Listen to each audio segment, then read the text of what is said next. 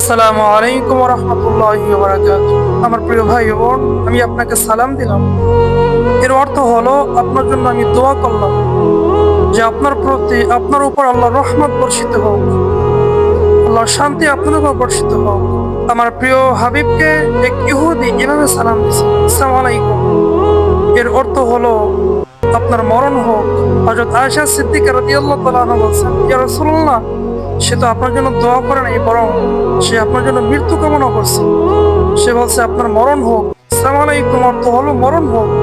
নবী করিম সাল্লাল্লাহু আলাইহি ওয়াসাল্লাম সে উত্তরে বলছে ওয়া আলাইকুম, মানে তুমি যে দোয়া করছো আমার জন্য, তোমার প্রতি সেই একই দোয়া। আমার প্রিয় ভাই ও বোন, যাকে সালাম দিবেন সে আপনার কাছ থেকে দোয়ার আশা করে।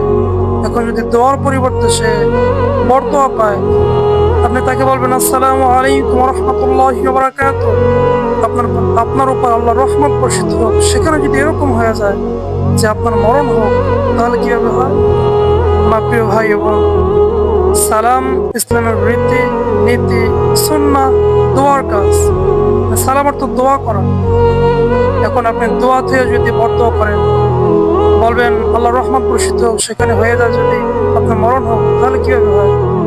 আমার প্রিয় ভাই এবং এই সালামের ভিতরে যাদের ভুল ত্রুটি আছে এরা সংশোধন করবেন, নবীকে ফলো করবেন। নবী করিম সাল্লাল্লাহু আলাইহি সাল্লাম কিভাবে জীবন যাপন করছে, সে কিভাবে মানুষদের সাথে কথা বলছে, তার স্টাইল, তাকে অনুসরণ করেই আমাদের কাজ।